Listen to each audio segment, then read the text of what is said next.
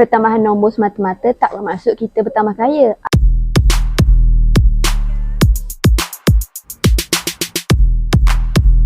Ada ketikanya pertambahan nombor tu menandakan kita semakin miskin. Bahkan ada ketikanya nombor tak bertambah tapi kita semakin kaya.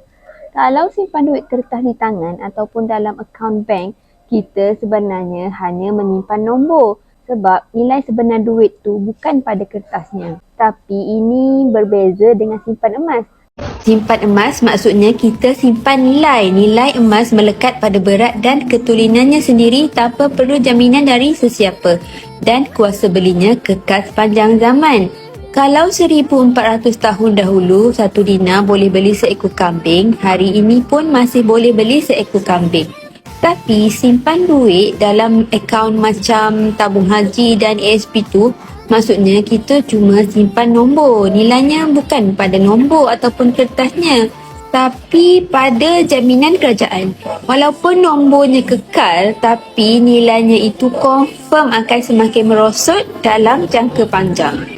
Simpan emas maksudnya kita simpan nilai. Nilai emas melekat pada berat dan ketulinannya sendiri tanpa perlu jaminan dari sesiapa. Dan kuasa belinya kekal sepanjang zaman. Kalau 1400 tahun dahulu 1 dinar boleh beli seekor kambing, hari ini pun masih boleh beli seekor kambing. Tapi simpan duit dalam akaun macam tabung haji dan ASP tu, maksudnya kita cuma simpan nombor. Nilainya bukan pada nombor ataupun kertasnya, tapi pada jaminan kerajaan. Walaupun nombornya kekal, tapi nilainya itu confirm akan semakin merosot dalam jangka panjang. Itulah sebab kenapa guru kewangan Robert Kiyosaki mengatakan savers are losers.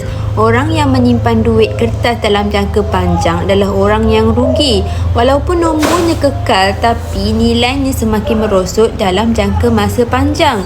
Simpanan duit dalam bank tak sesuai untuk jangka panjang. Ia hanya sesuai untuk simpanan jangka pendek.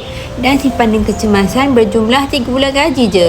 Untuk jangka panjang, jangan simpan duit yang banyak dalam bank. Orang kaya-kaya dunia tak simpan kekayaan mereka dalam bentuk duit yang banyak dalam bank. Sebaliknya, mereka simpan kekayaan mereka dalam bentuk harta yang bertahan nilainya dalam jangka masa panjang. Mereka simpan emas, perak, hartanah yang boleh disewakan dengan sewaan yang berbaloi atau mempunyai potensi kenaikan harga yang baik, atau tanah yang mendatangkan hasil, atau bisnes yang berpotensi untuk berkembang pada masa depan. Jadi kalau nak kaya, tirulah cara orang kaya simpan kekayaan mereka.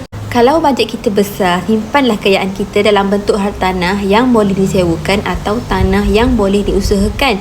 Tapi kalau kita bajet kecil, simpan dalam bentuk emas atau perak. Kita boleh simpan sikit-sikit, sekecil 1 gram 1 bulan.